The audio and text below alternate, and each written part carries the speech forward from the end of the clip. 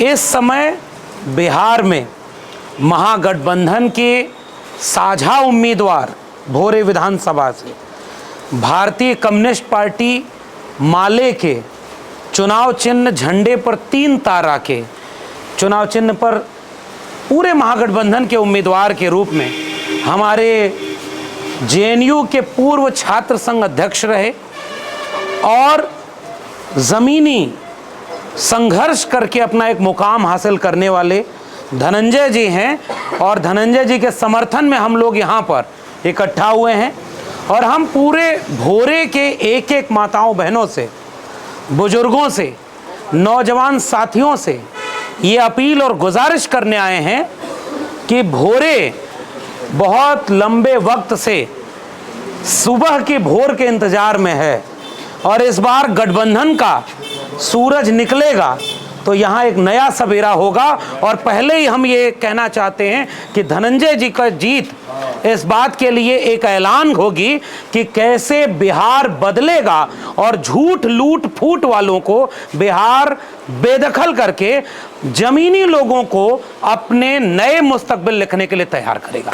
तो हम इसके लिए यहाँ धनंजय जी के समर्थन में आए हैं और यहाँ जब आए हैं तो ये जानते हुए आए हैं कि यहाँ कितने लंबे समय से कौन भोरे का प्रतिनिधित्व कर रहा है। उनके पास आज उनका काम इतना लंबा है कि उतने लंबे काम में भोरे पहुंचने में एक भी सड़क ऐसी नहीं है जिस पे गड्ढे ना हो। और कहना ये ज़्यादा गलत नहीं होगा कि गड्ढे में सड़क है, सड़क में गड्ढे नहीं है। काम कहाँ है? शिक्षा मंत्री रहे हों या कोई उनकी 20 साल की सरकार रही हो, लगभग उस 20 साल की सरकार के लोग काम पर वोट नहीं मांग रहे हैं, डर दिखा रहे हैं कि जंगल राज आ जाएगा। और जंगल राज का उदाहरण इससे ज्यादा क्या होगा कि पहले तो पुलिस बाहर से बुलाई, पुलिस से छापा मरवा रहे, जितने महागठबंधन के प्रत्याशी हैं उनको परेशान कर रहे। उसके बाद गुजरात से अधिकारियों को यहाँ पर भेजा जा रहा कि गुजराती अधिकारी चुनाव कराएगा। और उसके बाद बिहार में जंगल राज का उदाहरण क्या है कि पहले मुख्यमंत्री आवास के कुछ दूर पर गोली चली, उसके बाद विपक्षी नेता के एक आवास के पास गोली चली, पटना में व्यवसायी की हत्या हुई, तमाम तरह के अपराध हुए। और चुनाव के बीच में जब चुनाव में आचार संहिता लगी है तो गुंडे और अपराधी लोग यहां पर खुलेआम हत्या कर रहे हैं। यह बिहार में चुनाव के बीच में हो रहा है जहां मोकामा की घटना आपके सामने उदाहरण है। और 20, 30, 40 गाड़ी से प्रचार हो रहा है। चुनाव आयोग में चुनाव आचार संहिता लगी हुई है और कैसे वहां पर असलहे रखे जा रहे हैं। जो लोग कल AK-47 चला रहे थे उनके लोग वहां पर असलहा चला रहे हैं और गोली मार करके, गाड़ी चढ़ा करके दिन दहाड़े एक वहां के जमीनी नेता की हत्या कर रहे हैं। दुलार चंद यादव जी की हत्या जंगल राज का सबसे बड़ा सबूत है कि चुनाव के बीच में अगर कोई हत्या करवा सकता है तो वो कुर्सी पाने के लिए क्या कर सकता है। और जिस जगह पे हम लोग खड़े हैं इसी आपके भोरे के चंद किलोमीटर दूर कहीं ASI की हत्या हो रही है तो कहीं एक कुशवाहा बिरादरी के एक नौजवान की हत्या हो जा रही है। फिर कहाँ है जंगल राज? और कौन कह रहा है इसकी बात? देश के प्रधानमंत्री जब यहाँ आते हैं तो यहाँ पर आकर के भाषण देते हैं, 12 साल अपने काम पर वोट नहीं मांगते। 20 साल की यहाँ की गठबंधन की उनकी सरकार है, कुछ महीने RJD के साथ और महागठबंधन के साथ का निकाल दें तो बाकी समय जो उनकी सरकार रही उसके काम पर वोट नहीं मांग रहे। प्रधानमंत्री आकर के कहते हैं कि अगर लालटेन को वोट दे दिया, महागठबंधन को वोट दे दिया तो जंगल राज लौट के आएगा। बताइए, प्रधानमंत्री को पता ही नहीं कि जंगल राज से लड़ करके तो बिहार खड़ा हुआ उसी 90 के दशक में जब बिहार के दलितों, पिछड़ों और आदिवासियों, अति पिछड़ों ने जब अपने हक, अधिकार, सम्मान की लड़ाई लड़ी। खटिया पर बैठने का अधिकार नहीं था, सड़क पर बराबर चलने का अधिकार नहीं था और वहां जंगल राज था जहां पर वोट डालने का अधिकार भी नहीं था। और उस सब अधिकार को दिलाने वाले राज को के लोग कहते हैं जंगल राज है। ये एक नैरेटिव है जो भाजपा और RSS फैला रही है क्योंकि उसने काम कुछ किया नहीं और झूठ बोल करके आज हुकूमत कर रहे हैं। आज प्रधानमंत्री के झूठ को इससे समझो बिहार के लोगों और भोरे विधानसभा के लोगों, इस बात से सोचो कि बिहार का नौजवान रोजगार नहीं पा रहा और रोजगार की तलाश में पलायन कर रहा है और देश का प्रधानमंत्री यहां आकर के भाषण दे रहा है कि आपने मोबाइल निकालो, हमने डाटा फ्री कर दिया और रील बनाने का नया रोजगार दे दिया है। बताओ बिहार के नौजवानों, इसका जवाब देने का सही समय यह है कि नहीं है?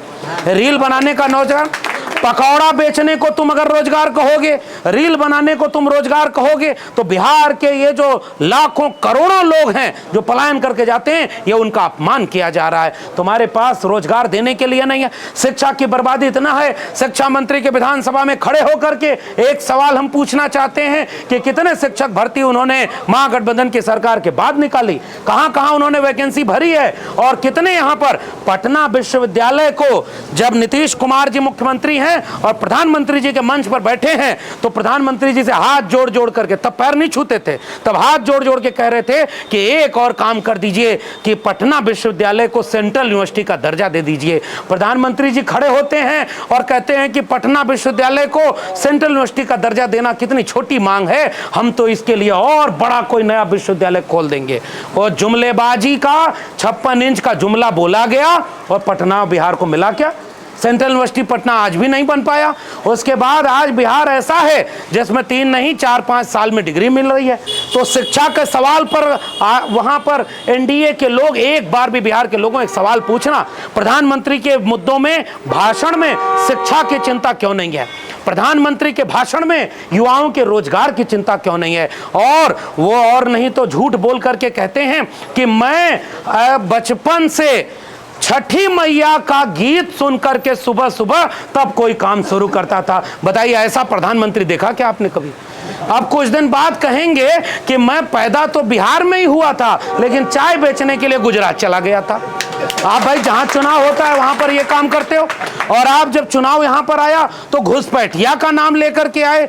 अब घुसपैठिया ऐसे लग रहा है कि भाजपा वालों का एक जो है गठबंधन का, अलायंस का एक कुनबा है, जहां जहां चुनाव होता है पहले वहां घुसपैठिया जाता है, फिर भाजपा का नेता जाता है और कहता है कि यहां घुसपैठिया आ गया। दिल्ली में घुसपैठिया आ गया, वहां चुनाव खत्म हो गया, घुसपैठिया गायब। उसके बाद घुसपैठिया कहां गया? झारखंड में चुनाव खत्म हुआ, घुसपैठिया फिर गायब। अब बिहार में चुनाव है तो घुसपैठिया यहां आ गया है, जब यूपी में, बंगाल में चुनाव होगा तो घुसपैठिया वहां चला जाएगा। बताओ, ये मजाक देश के साथ किया जा रहा है कि नहीं किया? और ये मजाक कौन कर रहा है? देश के प्रधानमंत्री कर रहे हैं। और उनका साथ देने के लिए हमारे मुख्यमंत्री नीतीश कुमार जी, हम तो उनका कई बार तारीफ करते हैं।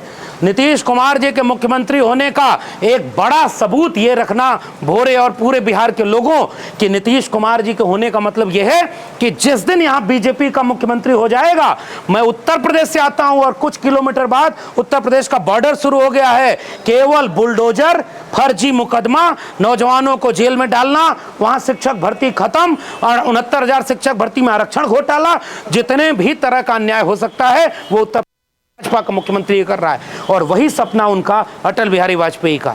वो चाहते हैं नीतीश कुमार को केवल चेहरा बना करके चुनाव लड़के आगे बढ़ा जाए और फिर महाराष्ट्र के मुख्यमंत्री की तरह उनको किनारे करके भाजपा का मुख्यमंत्री बनाया जाए। इसलिए हम आपसे ये गुजारिश करने आए हैं कि आपके बीच में जो उम्मीदवार है वो उम्मीदवार झूठे बात करने वाला नहीं, वो उम्मीदवार को हम बहुत पहले से जानते हैं। और वैसे तो भाकपा माले एक ऐसी पार्टी, और महागठबंधन जब बना तो इस पार्टी ने एक घोषणा पत्र जारी किया जिसका नाम है बिहार का तेजस्वी प्रण।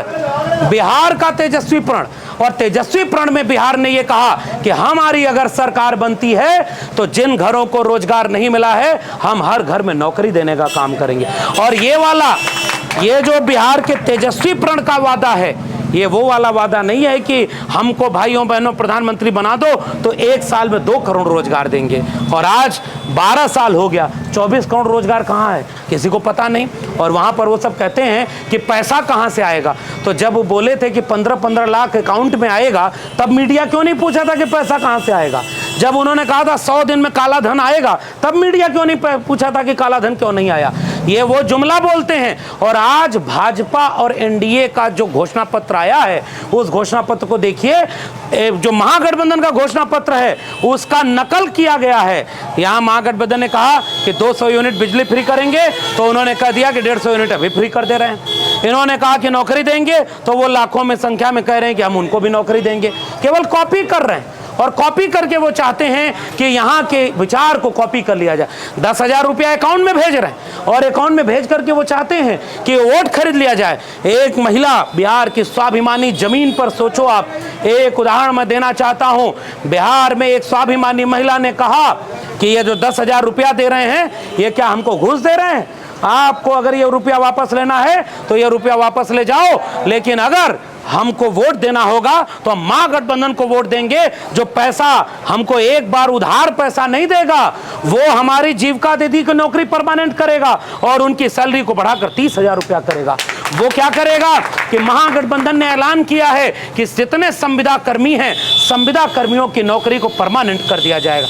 जहां जहां भाजपा की सरकार है, वहां वहां पर जितनी भी नौकरी थी, उस नौकरी को कॉन्ट्रैक्ट पर बेच दिया है, उस नौकरी को ठेके पर लगा दिया है और परमानेंट नौकरी को खत्म करने की वजह उनकी यह है कि ये भाजपा और आरएसएस के लोग संविधान और लोकतंत्र को भरोसा नहीं करते और बाबा साहब डॉक्टर अंबेडकर के दिए संविधान को, आरक्षण को खत्म करने की इनकी मंशा है। इसीलिए जब महागठबंधन की सरकार थी तो वो तलवार बेचने वाले, तलवार बांटने वाले लोगों के बीच में महागठबंधन की सरकार ने 17 महीने में 4 लाख से ज्यादा नौकरी दी थी। अगर गठबंधन टूटा तो बताओ आपने कितनी नौकरी दी?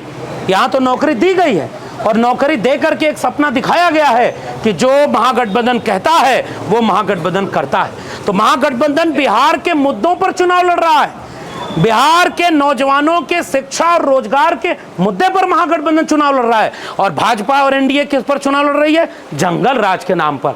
तो बताओ, ये मोकामा में जो यादव की हत्या हुई, ये जंगल राज का सबूत है कि नहीं? ये आपके आसपास में एएसआई मारा गया और कुशवाहा बिरादरी का नौजवान मारा गया और कोई दिन ऐसा नहीं जहां ये अपराध रुक गया हो। आप AK-47 रखने वाले अपराधियों को तो बाहर निकालते हो और उसके बाद उनको टिकट देकर चुनाव लड़वाते हो, तब नहीं अपराध याद आता है। और जब दलित पिछड़ा अपने स्वाभिमान के लिए खड़ा हो जाए, और ये भाकपा माले के उम्मीदवार हैं जिनकी बिहार की पूरी लड़ाई ही लाल झंडे को लेकर के गरीबों की, कमजोरों की, मजलूमों की, किसानों, नौजवानों की और सबसे कमजोर पायदान पर खड़े व्यक्तियों की लड़ाई लड़ने का काम भाकपा माले ने किया है। इसलिए लाल झंडा क्रांति का रंग है और लाल झंडे के क्रांति के रंग के साथ जो उम्मीदवार आपके हैं, इस उम्मीदवार ने संघर्ष करके अपना एक मुकाम हासिल किया। देश का सबसे बड़ा प्रतिष्ठित विश्वविद्यालय जो आज भी भारत सरकार की रैंकिंग में नंबर 1 माना जाता है, उस जगह पर पढ़ने के लिए आपके बिहार का लाल केवल वहां तक पहुंचा ही नहीं, वहां के छात्र राजनीति में अपना एक पहचान बनाते हुए जवाहरलाल नेहरू विश्वविद्यालय के छात्र संघ के अध्यक्ष पद तक पहुंचने का काम किया और उसके बाद आज आपके बीच में अपने शिक्षा जगत के छात्र आंदोलन के अनुभव के साथ खड़े हैं। बताइए, इतना व्यक्ति जो जमीनी हो, उस जमीनी व्यक्ति को यहाँ पर आना, ये तो भोरे के लिए नए भोर की तरह है। ये भोरे वही विधानसभा है जहां भाकपा माले के प्रत्याशी को नामांकन करने के समय गिरफ्तार कर लिया गया। हम कॉमरेड जितेंद्र पासवान को याद करते हैं और ये कहते हैं कि उनको न्याय दिलाने का काम या कॉमरेड धनंजय करेंगे और इसलिए हम आज इनके समर्थन में आए हुए। और एक बात याद रखिएगा भोरे के लोगों, जितने भी लोग इस बात को सुन रहे हैं, डॉक्टर राम मनोहर लोहिया ने कहा था कि अगर रोटी को पलटा न जाए तो रोटी जल जाती है। सही समय पर रोटी को पलटना बड़ा जरूरी है। भोरे के लोगों, अगर रोटी सही समय पर पलटी जाएगी तो सड़क, बिजली, पानी से लेकर के पढ़ाई, दमाई, कमाई, सिंचाई, सुनवाई और कार्रवाई की सरकार बनेगी और वो सरकार आपके बच्चों का भविष्य बनाएगी। इसलिए रोटी पलटने के लिए हम आपसे अपील करने आए हैं। ये रोटी पलटने का वक्त आ गया है।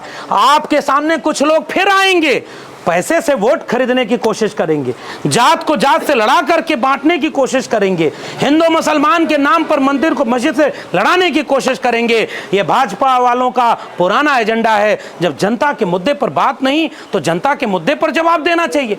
शिक्षा पर बात करो, रोजगार पर बात करो, पढ़ाई, दवाई, कमाई, सिंचाई, महंगाई पर बात करो, लेकिन वो बात करने का यहाँ पर कोई वो मौका नहीं इनके पास। इसलिए हम आज इस नुक्कड़ सभा में जितने भी लोग हैं और जितने भी लोग इसको सुन रहे हैं, हम सबसे ये अपील और गुजारिश करके जा रहे हैं कि आपको एक पढ़ा लिखा, एक नौजवान उम्मीदवार हमारे जितेंद्र जी, धनंजय जी मिले हैं, जो जितेंद्र पासवान के साथ हुए अन्याय का बदला लेंगे और वो बदला उस तरह से नहीं लिया जाएगा जो भाजपा और आरएसएस वाले समझते हैं, क्योंकि वो तलवार, त्रिशूल और बंदूक की बात करते हैं और महागठबंधन के लोग हर हाथ में कलम और हर हाथ में किताब की बात करते हैं। इसलिए हम लोग कलम और किताब की बात करने हैं। इसलिए आखिरी में हम आज इस बात के लिए समर्थन करना चाहते हैं, कल तेजस्वी जी की रैली है, उस रैली में भी आप लोग भारी संख्या में आइए। आज भी एक बड़ी रैली हुई जिसमें भाकपा माले के राष्ट्रीय महासचिव दीपांकर भट्टाचार्य जी, कॉमरेड, वो भी आए थे, योगेंद्र यादव जी आए थे, और उन लोगों ने जो अपील की है वो अपील यही है कि बिहार का भविष्य पढ़ाई, कमाई, दवाई, सिंचाई, सुनवाई और कार्रवाई के मुद्दे में छिपा हुआ है। ये बताओ आप, सही बात है कि नहीं है? इस बिहार के नौजवानों को पढ़ाई चाहिए कि नहीं चाहिए? दवाई चाहिए कि नहीं चाहिए? और जेब में कमाई चाहिए कि नहीं चाहिए? तो भाई पढ़ाई, कमाई, दवाई की बात करने वालों को वो मौका मिलना चाहिए। और इसलिए हम ये आपसे अपील करने आए हैं कि कॉमरेड धनंजय अगर जीतते हैं तो ये भोरे के नए भोर का सवेरा होगा, और महागठबंधन जीतेगा तो महागठबंधन ने सीएम फेस उम्मीदवार घोषित किया है तेजस्वी प्रसाद यादव को। लेकिन एनडीए वाले, अमित शाह पहले कहते थे 2020 के चुनाव में कि नीतीश जी हमारे मुख्यमंत्री हैं, चुनाव के बाद भी मुख्यमंत्री रहेंगे, और जब 2025 में पत्रकारों ने पूछा तो कहे विधायक दल बैठ करके तय करेगा कि हमारे मुख्यमंत्री कौन होंगे।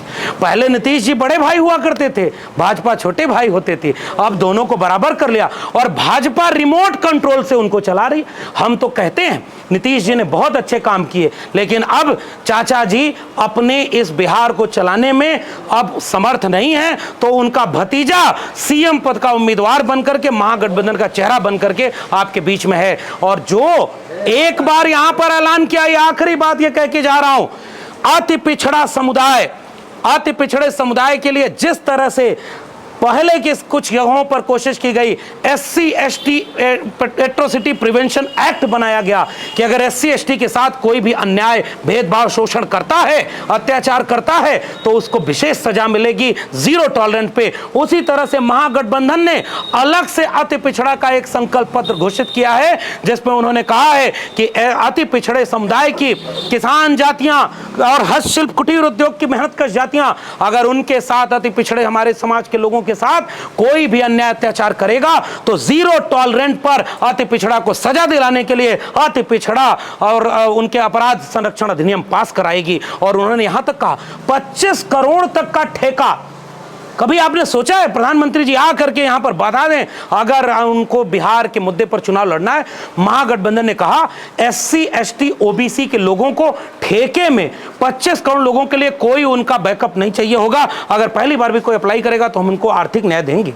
मोदी जी आकर के कह दें, जिन्होंने अपने देश, अपने पूरे बिहार के लोगों को, पूरे देश के लोगों का कहा था, नारा लगाया था कि वो बेच रहे हैं भारत को, मैं चैन से कैसे सो जाऊं, वो लूट रहे हैं भारत को, खामोश में कैसे हो जाऊं, हाँ मैंने कसम उठाई है अब देश नहीं झुकने दूंगा। बड़ी बड़ी बात बोली थी ना। और अभी क्या किया, बिहार में 1 रुपए में जमीन अपने दोस्त को लीज पर दे दी और अडानी को वो जमीन दे रहे हैं और सारा जमीन यहाँ का बेच रहे हैं, वहां का सरकारी नौकरी बेच रहे हैं। तो उनके पास तो बहुत पैसा है, नोटबंदी वाला भी पैसा है, क्योंकि नोटबंदी को मास्टर स्ट्रोक बताया था, अब नोटबंदी का नाम नहीं लेते। GST पहले बढ़ाया और GST घटा दिया और अब कहते हैं GST का उत्सव मनाओ।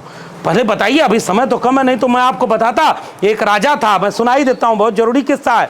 एक राजा था और ऐसे ही एक होटल चलाने वाले हमारे एक व्यक्ति थे, उन्होंने कहा कि देखिए 5 रुपया रोटी से अब गुजारा नहीं हो रहा, महंगाई बढ़ गई है, तो अब रोटी का दाम बढ़ाकर हम 10 रुपया करना चाह रहे हैं, 10 रुपया में 1 रोटी हो जाए।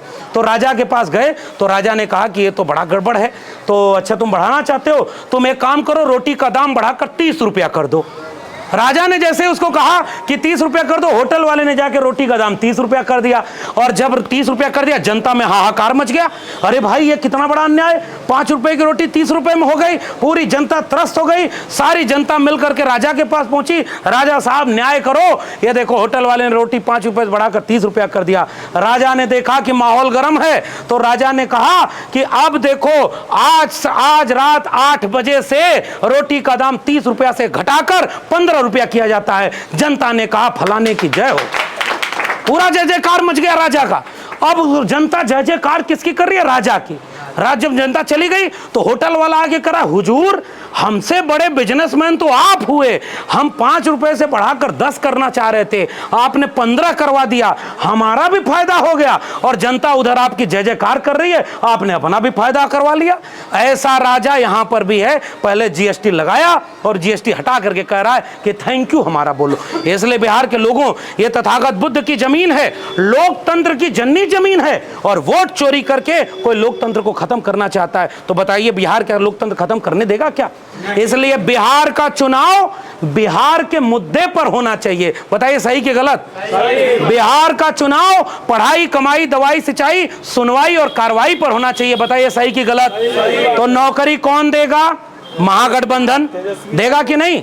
नौकरी कौन देगा? दवाई कौन देगा? तो पढ़ाई कौन देगा?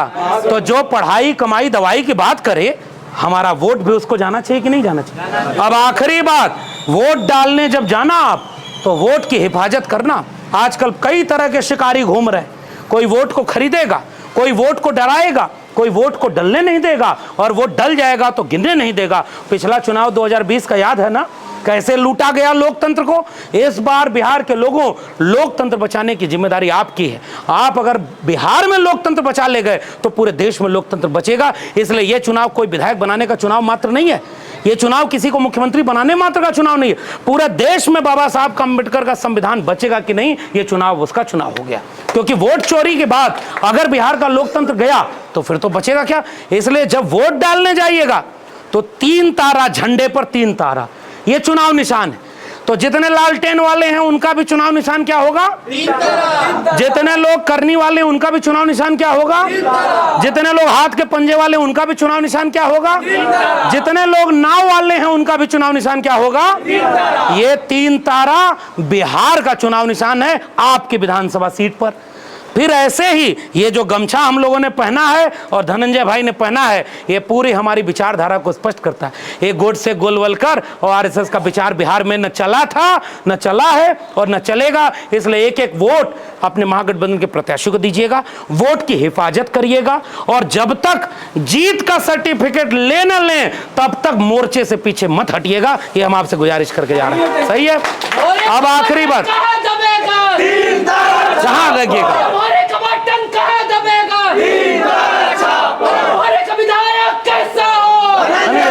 जैसा हो, संजय पासवान जैसा। बिहार बचाओ, बिहार बचाओ, बिहार बचाओ, बिहार बचाओ। बहुत अच्छा है कि ये संदेश, अब समय बहुत कम है। पहले तो सारे लोग, मुखिया जी आपका हम बहुत धन्यवाद करते हैं, ये मौसम भी हम लोगों का इम्तिहान ले रहा है। ये गामा जी हैं और पूरे आरजेडी के जितने लोग हैं, मैं बहुत खुश हूं कि भाकपा माले के प्रत्याशी के साथ पूरा महागठबंधन खड़ा है। और जहां कहीं भी कोई कोर कसर रह गई हो, आपस में जाके बात करके सबको जोड़ लीजिए, सबको एक साथ ले आइए और सब लोग एक साथ इस प्रचार को, इस चुनाव को अपना चुनाव मानकर लड़िएगा।